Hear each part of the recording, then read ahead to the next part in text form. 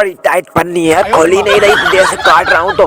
अरे खुल जा। अबे ये क्या कर रहा है तू? अबे जूता काट दिया। ओरे ओरे, ये भी जूता, दूसरा जूता भी काट दिया। भैया मेरे पास एक आइडिया है, बताऊं? मैं बहुत अच्छा करूंगा, देखना। इसे पेंट कर दिए काला। अब देखो आपको कोई पहचान नहीं पाएगा कि आप जूता पहने के आई थे हो। अरे भैया कहाँ लेके जा रहे हो? भैया भैया भैया कहाँ लेके जा रहे हो? अरे भैया। दोस्तों अगर आपको वीडियो अच्छी लगी तो अपना छोटा भाई समझ के वीडियो को लाइक करें, सब्सक्राइब करें, और आप गर्ल है या बॉय अपना प्यारा सा नाम जरूर कमेंट करें।